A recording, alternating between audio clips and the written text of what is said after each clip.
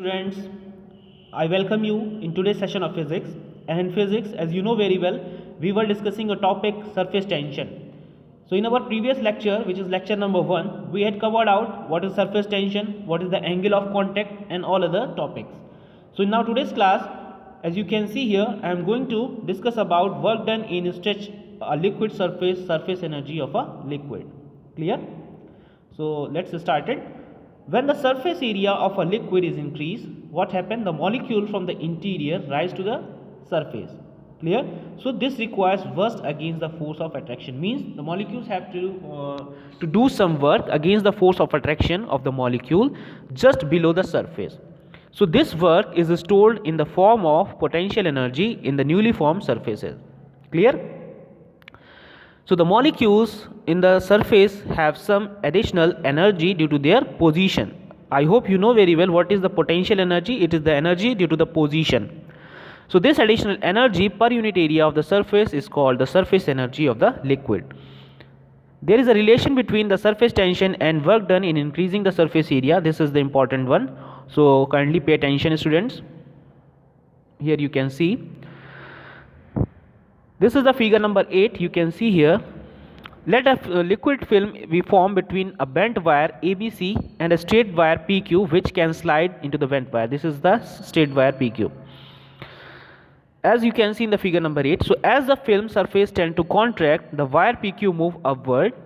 To keep PQ in equilibrium, a uniform force, which is F, which include the weight of the wire, has to be applied in the downward direction. Means here you can see the force is acting vertically downward. So it is found that the force F is directly proportional to the length of the film in contact within the wire. So PQ, since there are the two free surfaces of the film, so we can multiply it by force is proportional to the 2L. Why? Because there is a forward and the backward also film. So if we remove the proportionality, so we can write it F is equals to T multiplied by 2L, where T is a constant called as surface tension of the liquid. Now suppose the wire is moved downward through a small distance delta x. You can see here we move a wire through a distance small delta x. Then what happened? This results is an increase in the surface area of the film. So the work done by the force is equals to how much? You know very well, work done is equals to force into displacement. So W is equals to F multiplied by delta x, means the displacement is how much? Delta x. And in place of F you can write this value. So the finally we get here T multiplied by 2L multiplied by delta x. But 2L delta x is the total increase in the area of both the surfaces of the film. So let it be delta A. Then W is equals to T multiplied by delta A, or you can write here T is equals to W by delta A. Now if we take in this formula delta A is equals to 1, then what happened? Tension is equals to the work done. So the work done in increasing the surface area by unity will be equal to the surface tension. So the surface tension of a liquid is equal to the work done to increase the surface area of a liquid film by unity at constant temperature. Therefore, surface tension may also be expressed in joule per meter square. Clear? Now come to the capillarity. What is the action of capillarity?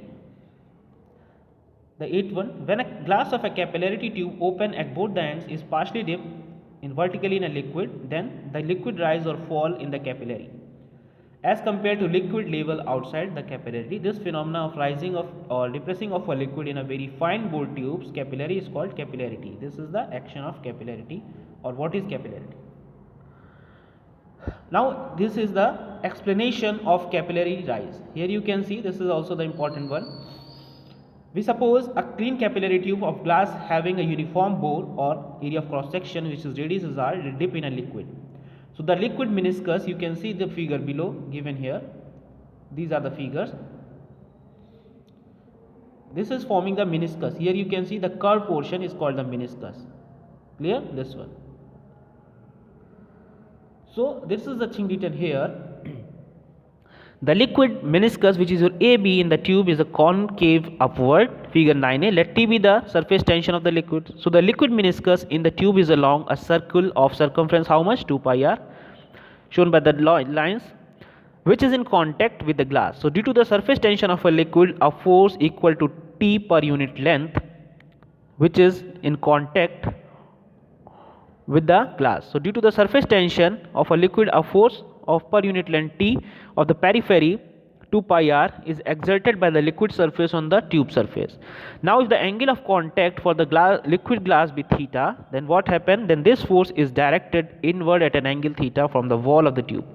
So according to the Newton's third law, the wall of the tube also exerts an equal, that is reactionary force T per unit length on the circumference of the liquid meniscus. So this force, which is directed outward, can be resolved into two components, T cos theta per unit length vertically upward and T sin theta per unit length, which is acting horizontally outward. Clear? Now considering the entire circumference is 2 pi r for each horizontal component, that is T sin theta, there are the equal and opposite components and they neutralizes each other. So the vertical component T cos theta being in the same direction are added up to give total upward 2 pi r multiplied by T cos theta. So the liquid rise in the capillary due to this force till upward force is balanced by the weight of the liquid raised. From this figure you can easily understand what's going on in the above discussion.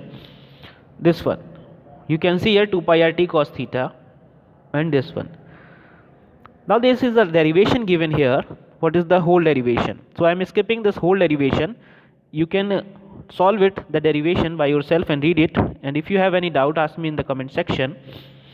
I am moving to the next topic, which is I am just telling you what is the tension comes out to be if you solve the whole derivation. The tension is comes out T is equals to RH rho g to cos theta, or if the glass pure water and clean glass, the theta may be taken 0. I already told you the angle of contact. Then in that case tension comes out to be T RH rho g by 2. Clear? This is the determination of the surface tension of water. This thing I am also skipping. Now I am coming to the some special cases of capillary rise. This is the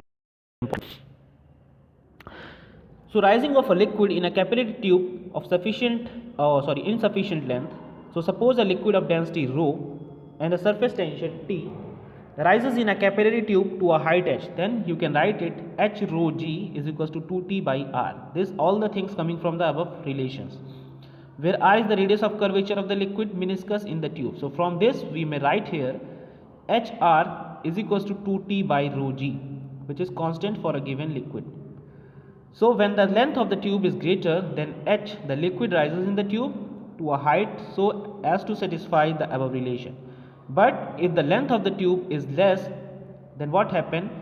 Say h dash, then the liquid rise up to the top of the tube and then spread out until its radius of curvature r increases to r dash. So such that you can write here h dash r dash is equals to hr 2t by rho g. It is clear that the liquid cannot emerge in the form of fountain from the upper end of a short capillary tube. Here you can see that rise of liquid in inclined capillary tube. This is also the important one. From this figure you can see that there is a capillary tube which is inclined on the surface of the water. So the height of the liquid column in a glass capillary tube of radius r is given by h is equals to 2t cos theta by r rho g, where t is the surface tension of the liquid and theta is the angle of contact of liquid and glass. So if we incline the capillary tube at an angle alpha with the vertical, as you can see from the figure 12, then for balancing the weight of the liquid column raised in the tube by the force of surface tension, the vertical height of the liquid in the capillary tube will still be h. So for this, the length of the liquid in the tube will increases to h dash, and we can write it h dash is equals to h by cos alpha. Now substituting this h dash value in the equation 1 which we had already derived, or you can put it here, then what happen? You will get it h dash is equals to 2t cos theta upon r rho g cos alpha. Fine, I hope you understand it. Now there are some practical examples of capillary. So this is the example. You can read it by yourself. What are the capillarity examples? I am not going to the deep. Now coming to the next topic, which is the pressure difference between the two sides of a curved liquid surface. Here you can see this is the three figures given here. Now what's going on here we will discuss.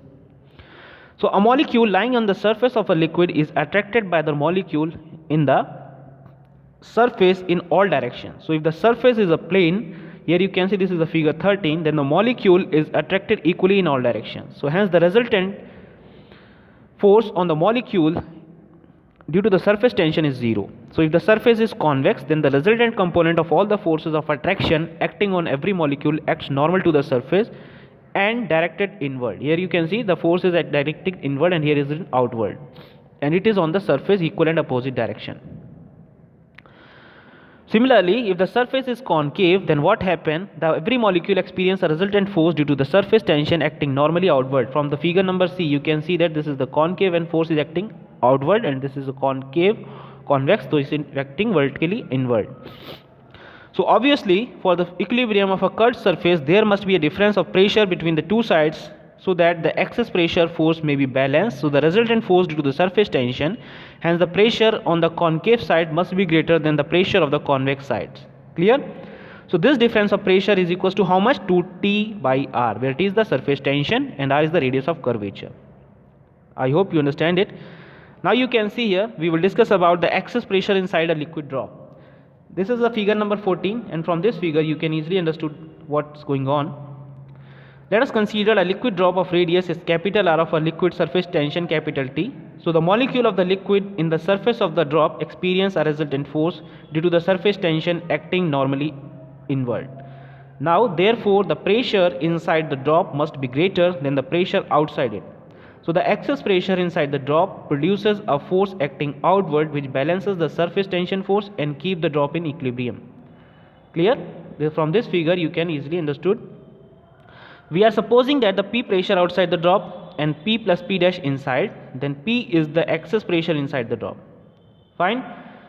Now let this excess pressure push the surface of the drop normally outward. As you can see here, this is the delta R increase and this is the pressure. A small distance delta R, where delta R is so small that the pressure inside the drop remains unchanged. So the mechanical work done, you can write it force into displacement, and you know the surface area, which is your 4 pi R square. We put the value, and after solving out all these terms, you can see here the final expression we get here 8 pi R multiplied by delta R. Clear?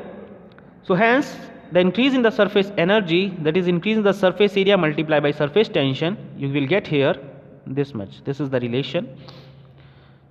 Clear? That is this increase in energy is the cost of work done by the excess pressure. Therefore equation first, which is your 1, we can, and second, from this equation we compare both the equations, and finally we get the pressure equals to how much? 2T by R. So this is the pressure of what? Inside a liquid drop. Now here you can see the second one. This is the excess pressure inside an air bubble. Here is an air bubble we are considering here. So let us now consider an air bubble of radius capital R formed in a liquid of surface tension T. So like a liquid drop, the air bubble also has one surfaces in contact with the liquid drop. Proceeding in the same way, as we in the case of a liquid drop, we can prove the excess pressure inside the bubble also, and the same relation we get here 2T by R. This is for the liquid drop or an air bubble inside a liquid. Now what happened? This is the third case, excess pressure inside a soap bubble. We discuss about the air bubble. Now this is the soap bubble. So this is the figure of the soap bubble. Same thing we will also discuss here. So let us consider a thin soap bubble of radius capital R form on a soap solution of surface tension T. Let be the pressure outside the bubble be P plus P, that is inside, and P is the excess pressure inside the bubble. So let this excess pressure pushes the surface of the bubble normally outward through a small distance delta R. Where delta R is small, then the pressure inside the bubble remain unchanged, and the work done, you know very well, work done is equal to force into displacement. So excess pressure into area, what is the area of the soap bubble is spherical, so we can write here 4 pi R square multiplied by delta R, and after solving out all the terms, the soap bubble has two liquid surfaces in contact with air, one inside the bubble and the other outside the bubble. Therefore the total increase in its surface area due to the above displacement is 16 pi R multiplied by delta R. The increase in the free surface energy is increase in surface area multiplied by surface tension, that is 16 pi R multiplied by delta R into T. So this increase in energy is at a cost of work done by the excess pressure, therefore equating first and second.